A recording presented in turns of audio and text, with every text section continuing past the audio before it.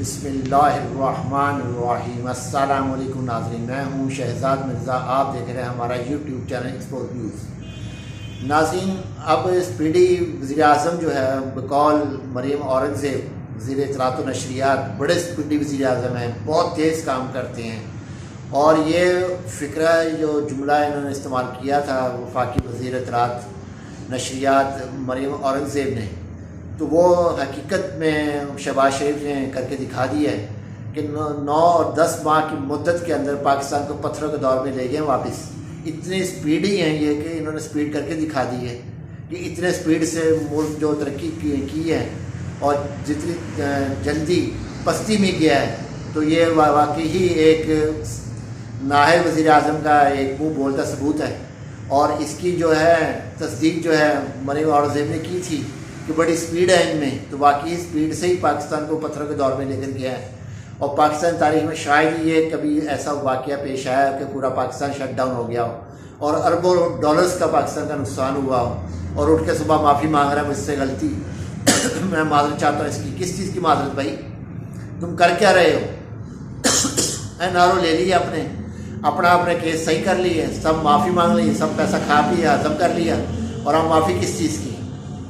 ہم تو آپ کو معاف نہیں کریں گے، نہ پاکستان قوم معاف کرے گی، نہ پاکستان کے محب الوطن جرنلسٹ جو ہیں وہ آپ کو معاف کریں گے کبھی۔ آپ پہلے بھی نااہل تھے، اب بھی نااہل ہیں۔ تو ناظرین، ابھی جو ہوا ہے وہ سلسلہ یہ ہوا کہ صنعت کار جو ہے governor state bank of Pakistan سے ملے ہیں اور روئے ہیں، بڑے رو پڑے ہیں وہ، تو انہوں نے کہا ہے کہ جناب حالات یہ ایسے ہی رہے تو بڑا مشکل ہو جائے گا گزارا کرنا، تو بڑے مشکلات کا ان کو ہو چکا ہے، بہت زیادہ مشکلات ہو چکی ہیں ان کو۔ دوسرا، آئی ایم ایف نے ان کو 400 ارب روپے مزید ٹیکس لگانے کے لیے ان کو بول دیا ہے۔ اور تیسری جو سب سے بڑی خبر ہے سعودی عرب کا، کہ سعودی عرب آئندہ غیر مشرعی طور پہ نہ تو پیسے دے گا، نہ کوئی ڈیل کرے گا، اور ورلڈ بینک اس سال رواں سال میں ورلڈ بینک ان کو قرض نہیں دے گا، کوئی قسط نہیں دے گا، کوئی پیسہ نہیں دے گا۔ ناظرین، یہ ہے امپورٹنٹ حکومت کی کارکردگی، جنہوں نے ملک کو تباہ کر کے رکھ دیا، کسی قابل نہیں چھوڑا ملک کو۔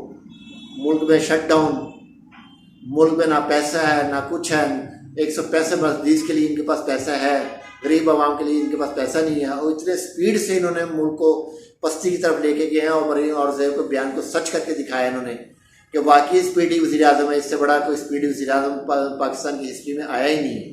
یہ پہلا وزیر اعظم آیا جس کی اتنی اسپیڈ سے کہ 8 مہینے میں پاکستان کو نست و نابود کر کے وہ گیا تو یہ گیا، چلے بھی وہ بیٹھا ہوا ہے، اور آج بھی ڈھیٹوں کی طرح معافی مانگتا پھر رہا ہے۔ جو خان صاحب نے پروجیکٹ شروع کیے تھے سب بند کر دیے ہیں۔ آج منی لانڈر، لینڈ گریور اور نیب کیسز، نیب زدہ انسان کو وزیر اعلیٰ لگا دیا ہے۔ اس میں حافظ صاحب کا بڑا کردار ہے ماشاءاللہ، انہوں نے بڑا کردار ادا کیا، اپنا ججوں نے بڑا کردار ادا کیا ماشاءاللہ، زبردست کام کر رہے ہیں، پاکستان کو ترقی کی طرف لے کے جا رہے ہیں۔ تو یہ ترقی ایسی ہے کہ اللہ معاف کرے اس ترقی سے، تو دنیا نے پناہ مانگ لی ہے ان سے۔ کوئی دن 20 ممالک نے وعدہ کیا تھا پیسہ دینے کا، ایک نے ان کو پیسہ نہیں دیا ہے۔ یہ ان کی ترقی ہے، یہ ان کی کمٹمنٹ ہے، یہ غیر ملکیوں کا ان پہ اعتبار ہے کہ غیر ملکی کسی نے پیسہ نہیں دیا، سعودی عرب سمیت پیسہ نہیں دیا، یو اے ای سمیت پیسہ نہیں دیا، کسی نے پیسہ نہیں ان کو دیا۔ 20 ممالک نے وعدہ کیا تھا، 20 میں سے ایک نے پیسہ نہیں دیا۔